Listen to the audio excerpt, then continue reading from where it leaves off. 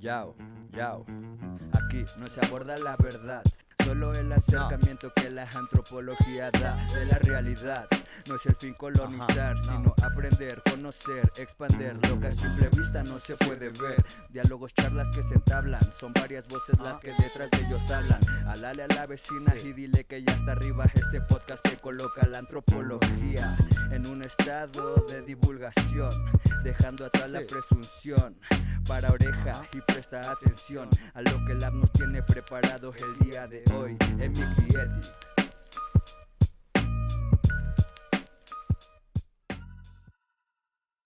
Porque hablar de menstruación en nuestra sociedad y en nuestros entornos pues es un mito, es un tabú. Es algo que se queda silenciado al interior de nuestros cuerpos y no se conoce. Claro, es algo como tan común, tan cotidiano, pero también a la vez invisibilizado, ¿no? Donde nos enseñaron cómo estaba compuesto nuestro cuerpo, que la menstruación era algo que llegaba a la pubertad y que significaba reproducción. Y de ahí nadie más nos enseñó nada.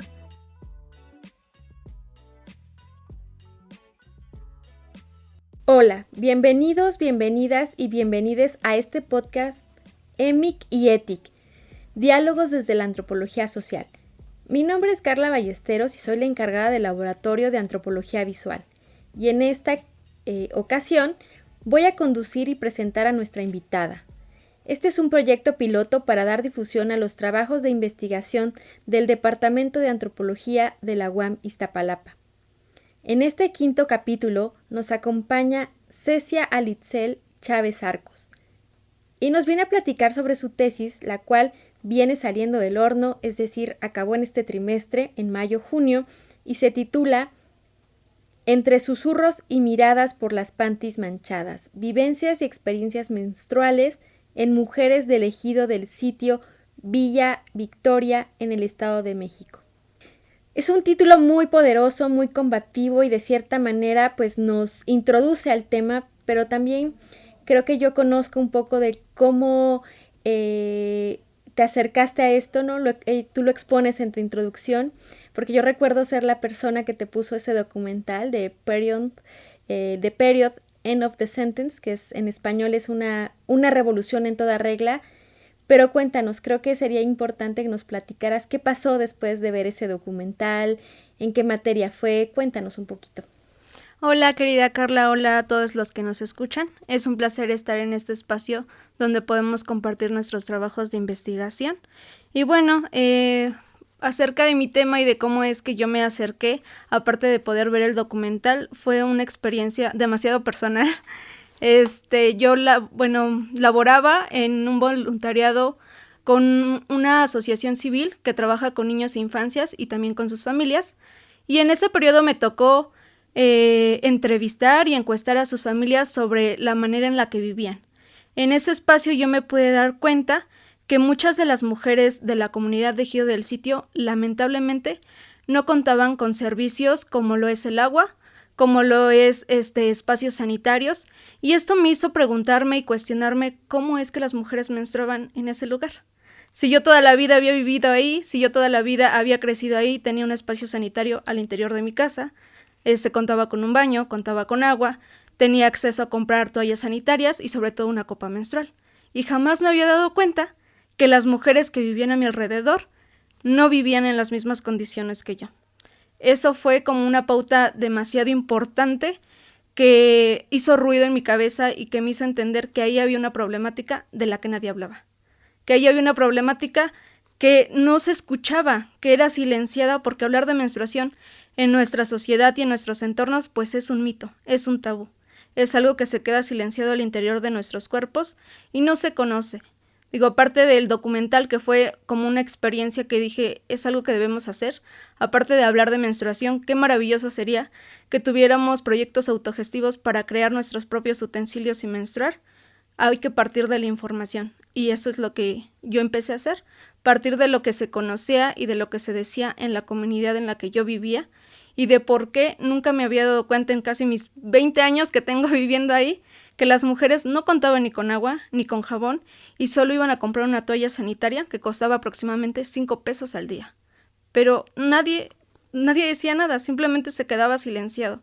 Entonces eso fue algo que me impactó muchísimo y que entendí que aparte de que a mí me atravesaba el tema de la menstruación, le atravesaba a muchas mujeres de la comunidad y sobre todo a muchas niñas que vivían en ese entorno. Claro, es algo como tan común, tan cotidiano, pero también a la vez invisibilizado, ¿no? Y bueno, tú nos aportas muchas aristas sobre un tema, insisto, muy común. Nos ofreces una perspectiva histórica, médica, jurídica, incluso que tiene que ver con lo comercial, y también desde la antropología, desde el feminismo, desde el activismo, el arte, y sobre todo, bueno, en testimonios, ¿no? Y después de esta minuciosa investigación, ¿nos podrías contar por qué este tema sigue siendo un tabú en nuestras sociedades a partir de lo que tú encontraste en esta investigación? Claro, pues principalmente por la falta de información, como ya lo mencionaba. O sea, no se escucha, no sabemos mucho acerca del tema. Y en segundo, porque el sistema patriarcal ha encasillado simbólicamente la manera de menstruar de las mujeres y de las personas menstruantes en diferentes contextos. Sobre todo, comenzamos por la información porque lamentablemente cuando nos acercamos a la pubertad y cursamos entre el 5º y el 6º grado, lo único que tenemos acceso es el libro de biología o de ciencias naturales, donde nos enseñaron cómo estaba compuesto nuestro cuerpo, que la menstruación era algo que llegaba a la pubertad y que significaba reproducción. Y de ahí nadie más nos enseñó nada. Y sobre todo en la comunidad en la que yo estudié, las mujeres decían, pues solo tuve esa información, y en segundo lo que las mujeres de mi familia decían, mi mamá, mis abuelas, mis tías, pero nunca supe nada. Y lo que nos enseñan solo es a utilizar o a ponernos la toalla. Pero de ahí en fuera no sabemos y crecemos y envejecemos con una información tan limitada que pensamos que es lo único que debemos de saber, que la menstruación sirve para la reproducción, que no tiene otra cuestión, no tiene ninguna otra importancia en nuestro cuerpo. Sin embargo, pues no es la de ahí. Realmente la menstruación es un factor bastante importante y principal en nuestra vida, y que hay que romper también con esta idea de que la menstruación solo es algo biológico. La menstruación se debe conocer desde diferentes aspectos, desde diferentes aristas. Lamentablemente el sistema médico nos ha acotado la información. Realmente ni siquiera en los servicios de salud, es decir, en las clínicas, en los hospitales, etcétera, nos pueden dar ni la información ni el acceso a productos de gestión menstrual. Realmente seamos conscientes que sin educación sexual no hay educación menstrual. Y cuando nos enseñan educación sexual solo nos enseñan a utilizar los preservativos, pero de ahí en fuera no hay nada más. Entonces el sistema de salud es muy carente en cuanto a la información que nos proporcionan. Yo me acercaba justo y no me decía nada porque no sabía nada acerca del tema. Solo lo que ya nos habían mencionado en los libros de biología. Ni siquiera tenían los utensilios ni los recursos para las mujeres, es decir, una toalla sanitaria, mucho menos algunas otras cuestiones. Entonces eso es como de lo que parte este tabú, de estas construcciones que nos han hecho vivir en nuestro cuerpo y de este estigma que tenemos tan interiorizado.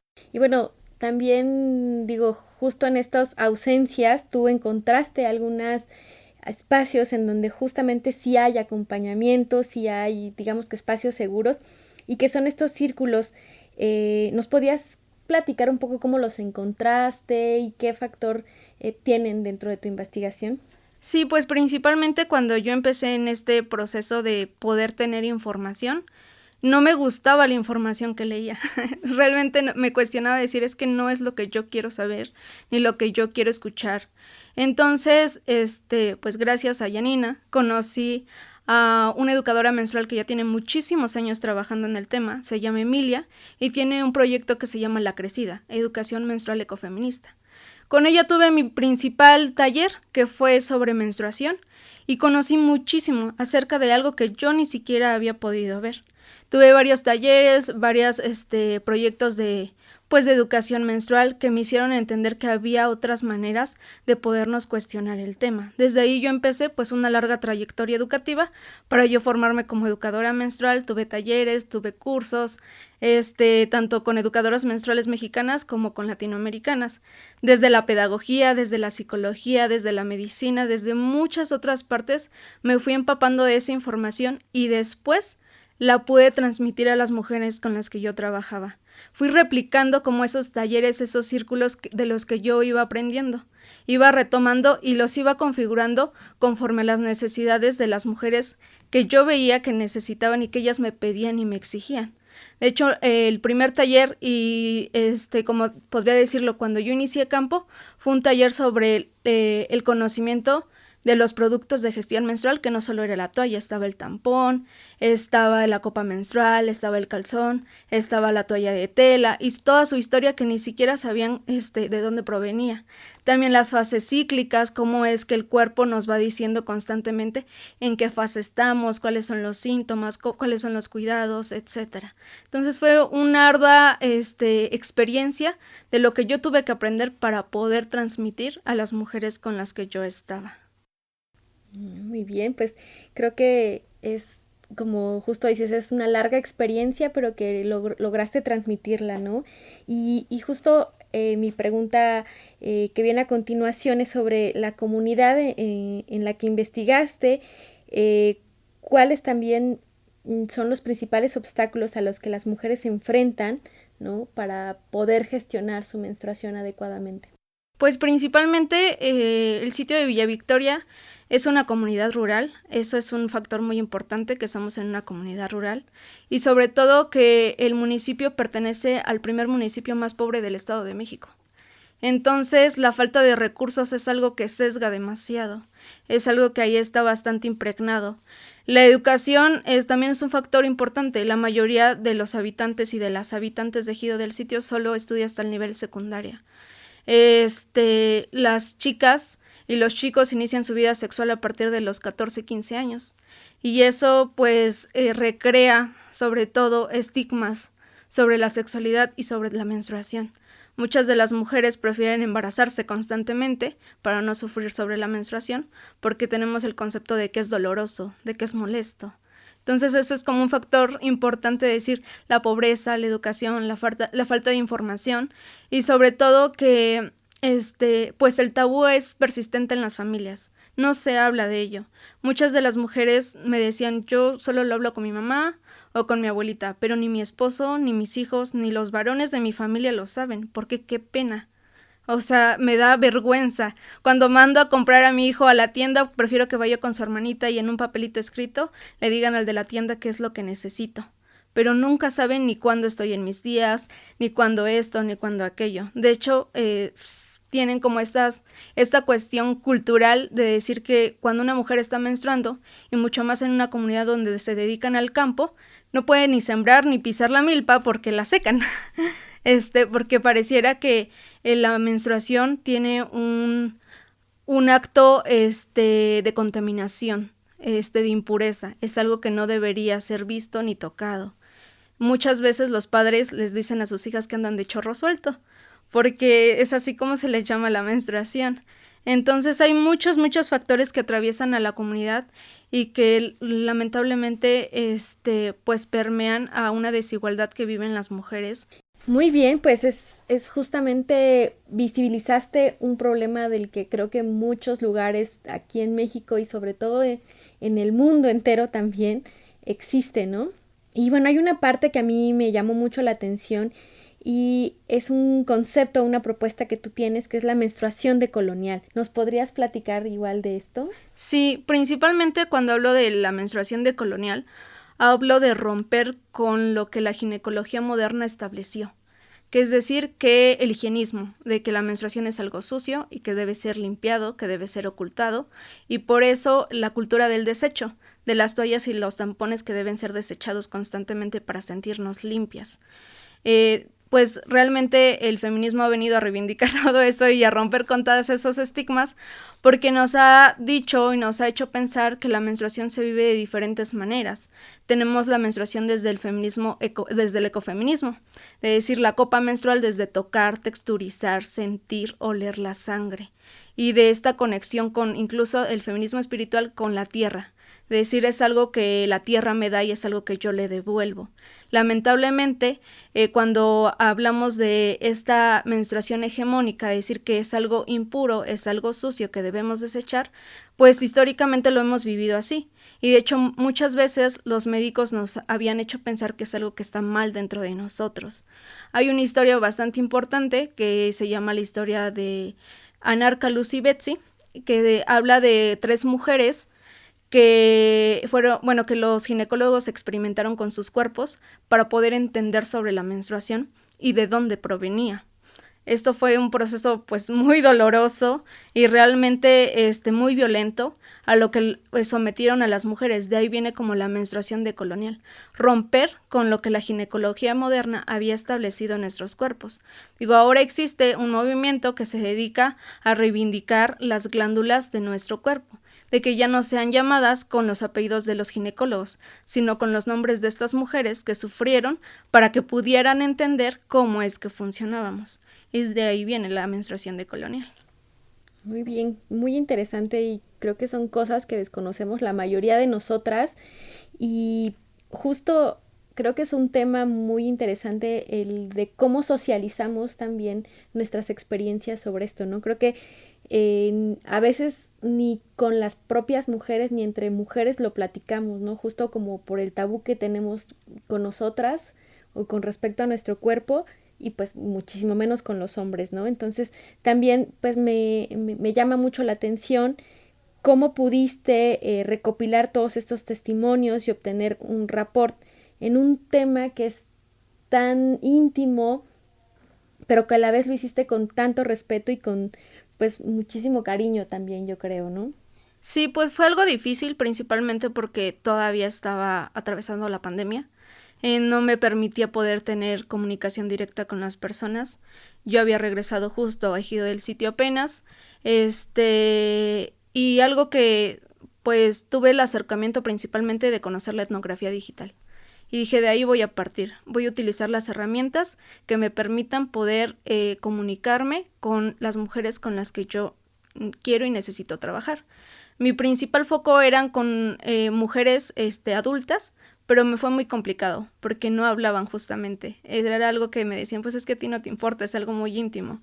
Entonces tuve que cambiar todo eso y me dediqué a poder acercarme a las mujeres más jóvenes, principalmente de 18 a 30 años, que fueron las que accedieron a ser mis interlocutoras. Lo que yo hice principalmente fue hacer un cartel, un post en Facebook, y lo pasé por todas pues mis amigos, mis conocidos de ahí de la comunidad, y ellas se fueron interesando y me dijeron, no, pues yo quiero participar, yo te quiero ayudar, etcétera, etcétera. Y así fue como yo fui juntando las interlocutoras. Al principio eran 10 y al último quedaron aproximadamente 5. Eso me permitió que yo pudiera tener entrevistas, tener charlas, generar justo lo que hice, los talleres, los círculos, y todo fue de manera virtual porque teníamos a la pandemia atravesada. Y ya entre amigas pues se fueron recomendando de ¿quieres participar? Y todo eso fue una cadenita, ¿no? Una bola de nieve que me permitió tener comunicación directa con ellas. Y pues ya después de que el confinamiento pudiera haber acabado, que ya podíamos tener como un contacto mucho más directo, ya tuve que pues crear charlas, poder vernos, compartir experiencias de manera presencial. Eso fue como a grandes rasgos. Muy bien, pues muchísimas felicidades por esta investigación. Creo que a veces en la antropología a veces buscamos estos grandes temas, ¿no? Como estructurales, cuando también tenemos problemas incluso cotidianos que no nos dejamos ver, ¿no? Y bueno, por último nos gustaría que nos dejes una recomendación literaria o un consejo para las y los estudiantes que inician su tesis justamente. Pues yo creo que algo que a los estudiantes nos atraviesa de manera metodológica y teórica, podríamos decirlo, es la manera de citar. Ya es algo que con la problemática en la que yo me presenté, digo, hay muchas herramientas que podemos encontrar en línea y que nos pueden ayudar de cierta manera. De hecho, Alteridades para mí fue una herramienta muy esencial para yo poder llevar a cabo todo esto. Y algo que sí les recomiendo mucho es leer sobre etnografía sensorial de Sarah Pink. Habla de, aparte de que la etnografía no solo es como esta investigación separada de uno a otro, sino que también hay emociones y sensaciones dentro de ella, que hay algo que se debe experimentar, y sobre todo que sea horizontal y no vertical. Romper con esta verticalidad de yo soy el investigador y tú eres el interlocutor. Más bien somos uno a uno que nos compartimos información para pues poder aprender y comprender pues lo que estamos quizá investigando. Claro, y es muy visible también en tu investigación lo horizontal, ¿no? Justo al dar pláticas, al escuchar los testimonios de otros, creo que tú diste y ellos te dieron y se ve bastante la colaboración. Pues muchísimas gracias por habernos acompañado. Cecia, la verdad estamos muy contentos de que hayas estado aquí con nosotros contándonos de esta investigación recién salida del horno y pues desearte lo mejor para tus futuras investigaciones o proyectos. Muchas gracias.